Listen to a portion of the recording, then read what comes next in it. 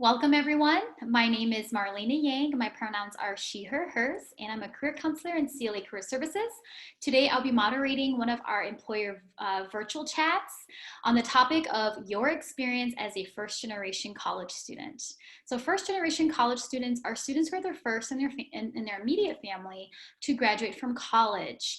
And it's when their parents have not graduated from a 4-year college or university. And at the University of Minnesota, we are home to a significant number of first generation college students in our community. So Chris, cut that out. As a proud first generation college student, I'm super excited to welcome our special guests so they can share a bit about their experience as a first gen in college. So go ahead and share your name, role, organization, and what you studied in college. All right. Hi, everybody. My name is Frida Alvarez, pronouns she, her, hers. I graduated from the College of St. Benedict and St. John's University in 2017 with a major in peace studies and a minor in political science. I currently work with the state of Minnesota at one of its many agencies at Department of Employment and Economic Development. I'm currently working as a diversity recruiter and equal opportunity officer with the state. Great, thanks for sharing. So we have a few questions for you. The first is, what do you wish you'd known as a first generation college student? I think that's the hardest to say, because I think because of the context that a lot of first gen students come from, there's a little bit of different advice for all of us, but I think one of the biggest pieces I think we can all benefit from is understanding, knowing, and truly believing that we belong on the campus that we got accepted to, that we got in there for a reason, and we deserve the space that we occupy. As I mentioned, I went to the College of St. Benedict, and so you can say that's a historically white college and university. However, I am proud to say in Benny culture, we were one of the first universities when segregation was happening to integrate. So I think that's pretty cool history that we have at the College of St. Benedict. But regardless, still being there, the population of students was still very white. And as a first generation student of color, I had kind of two identities that I was managing, being first gen for one, because there was other students that were white that were first gen, but then also being a student of color in St. Joseph, Minnesota, which is close to St. Cloud. And if you're familiar with the area, they used to call St. Cloud White Cloud because of its racial demographic makeup and everything. And so being up there was hard, but what helped me succeed as a first gen student was, like I said, knowing that I belong there and being empowered by finding other first gen students too, and kind of creating that community, if you will. I feel like I found that at St. Ben's that kept me going every year. I mean, we did lose some girls along the way because of their own, things that they had to transfer out of, but regardless, I, made friendships as first gen students that have continued outside of college and into my professional career today. Thanks so much for sharing a part of that. And it's true how the environment of the college campus does influence how your experience will be. So just being able to name kind of the historical context of the community and how that can also shape how you navigate college as a first gen. And the part about, and what you mentioned also brought up to me imposter syndrome, knowing, combating that by hey, I'm here for a reason. I deserve to be here. And that's such a strength to have. So thanks for sharing that. Another question I have is, what were strategies and resources that helped you navigate your experience?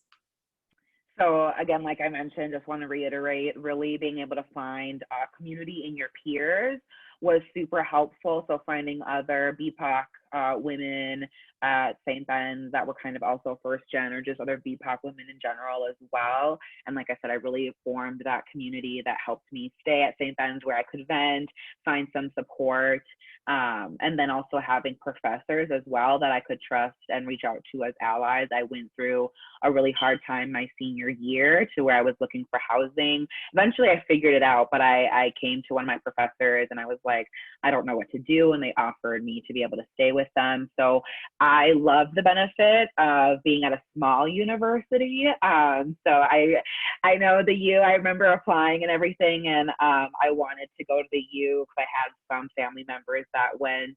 But at the end of the day, I knew it wasn't for me. I needed kind of that like smaller vibe. But you're right, pros and cons with everything, the large university or a small university. And so finding that community, finding, the university that's good for you, forging those relationships with your professors. And I also had the honor of working with our intercultural and international student services department. So I was really surrounded by like diversity and inclusion, like thought, and action, if you will. I first started off as a custodian, but then I was student assistant in that office for the rest of my time there before I did a fellowship before I graduated.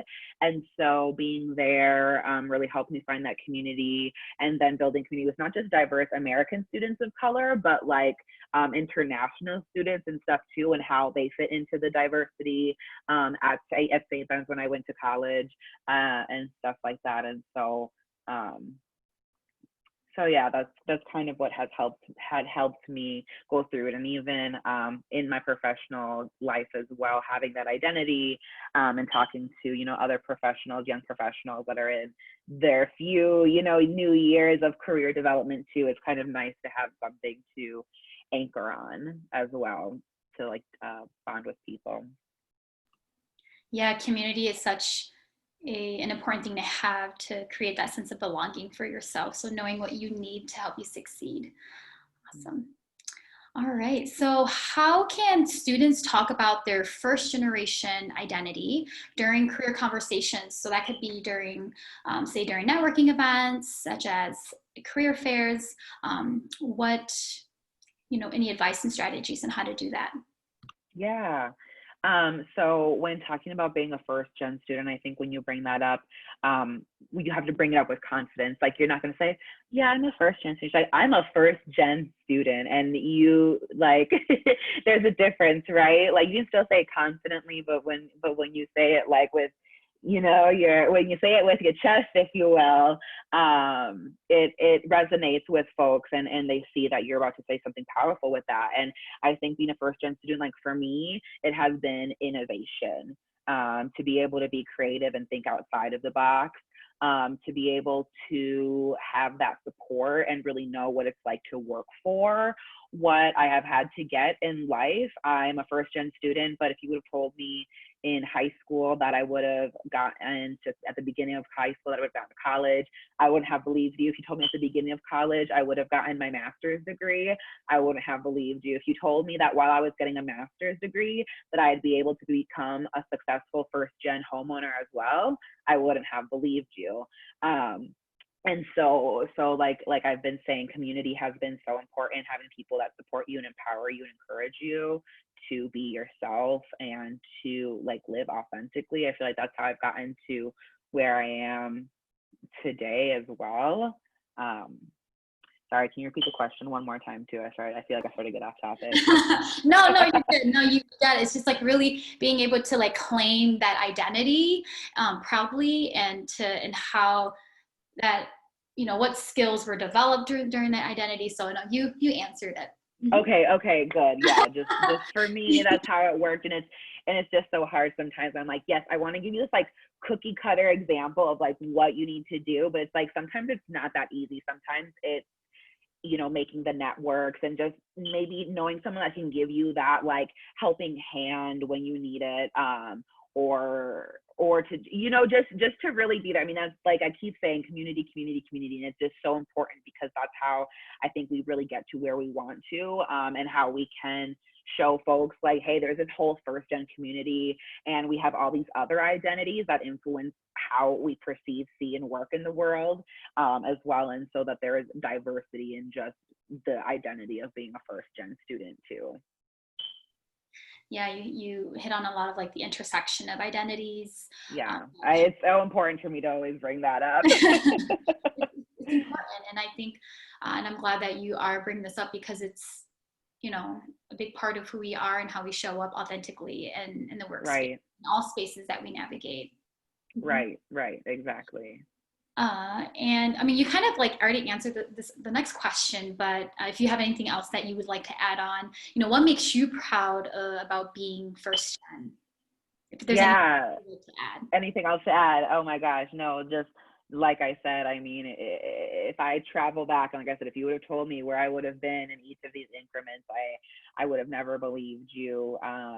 But looking back, it's like, wow, I'm a first gen, but I took the steps. I knew where I wanted to go. I knew that I wanted to go to college. I knew that I wanted to do, these extra things. So I did Upward Bound. If there's any, Upward Bound alums listening to this, I really wanted to do student support services with TRIO as well, SSS, but that wasn't offered at St. Ben's, unfortunately.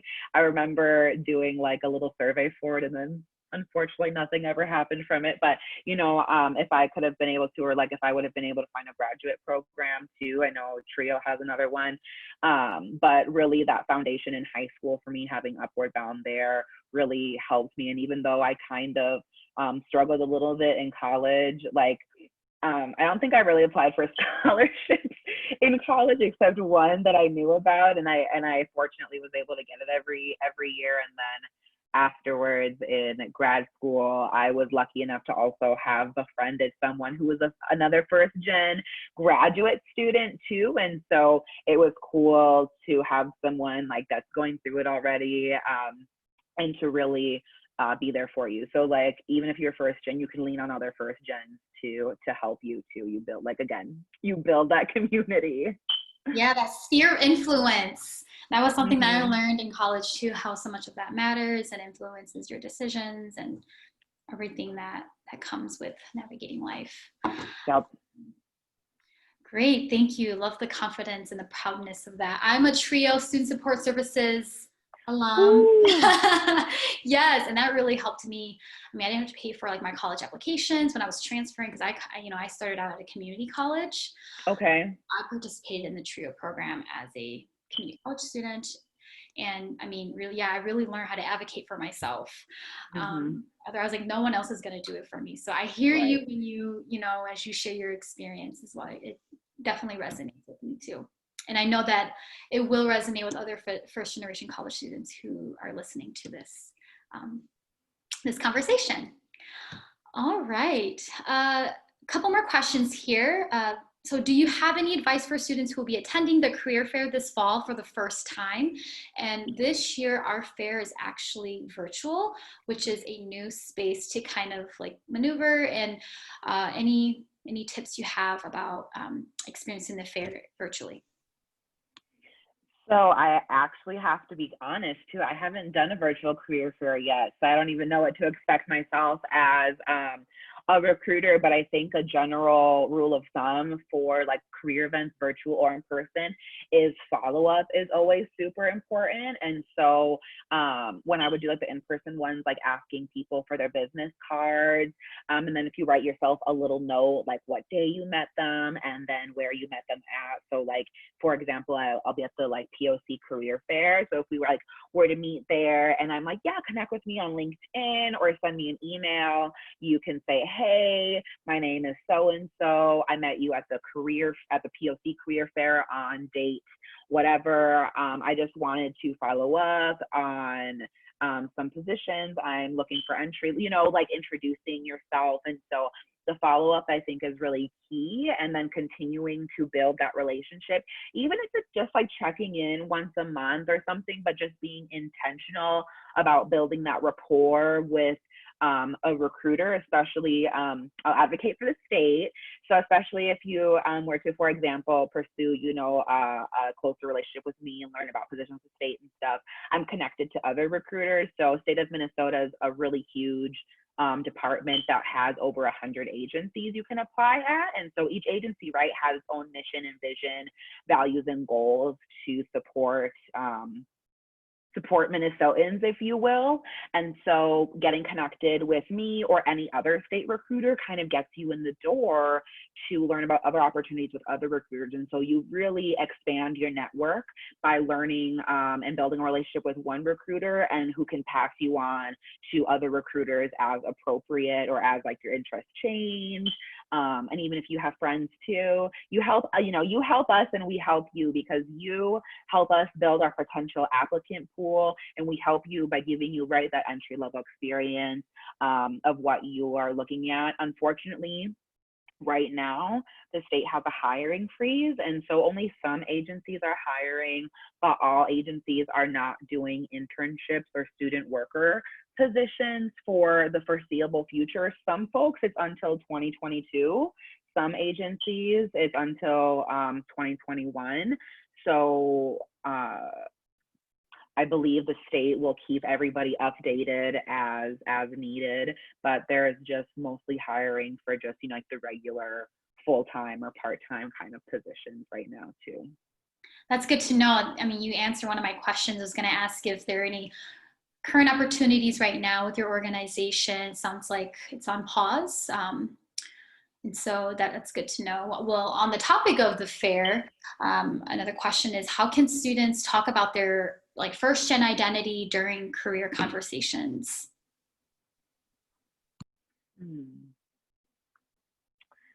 How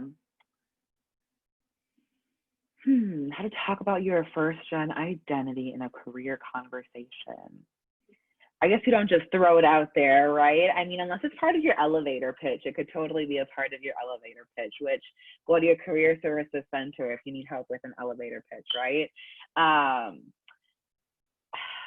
I guess, like I said, for me, so because being a first gen gives us all kind of different powers, if you will. Like I said, mine is kind of this innovation, creation, being able to see a big picture. And so for me, that's something that being a first gen student has taught me, also how to advocate for myself as well. And so I think to talk about yourself, I think you really have to look inside and realize the struggles, the obstacles, and the achievements that you made as a first gen student. Where did you lack, and how did you overcome that, or how did you get what you needed? If you were lacking in certain skills, how did you going through certain obstacles help you gain those skills to be better at school or at work? And so I think it's just figuring out what superpower your first gen identity has given to you. Is how you can really be authentic, because one of my strong values is being authentic. So really doing some deep diving and seeing where your experience has brought you can really help you understand how to advocate and how to speak about yourself as a first gen student. Superhero. I've never heard of that before. I might have to borrow that in the future, how your first gen identity, the skills that you've developed over that identity, and using that as your superpowers. And yeah. Mm-hmm. So my last question for you is, are you open to students contacting you? If so, how should they reach you? Yeah, students can contact me via email, connect with me on LinkedIn. I'm pretty active on LinkedIn daily during my usual work hours, and I'm working on getting a cell phone so that I can be more in contact with my millennials, Gen Z, younger generation that maybe wants to text versus doing a call or email. So we're working on the cell phone, but email and LinkedIn for sure. All right. Well, thank you so much for your time. We value your time, your words of wisdom, and your experiences that you shared with us as a first generation college student. And we appreciate you so much. Thank you, Frida. Thank you so much for having me, Marlena. Thank you all.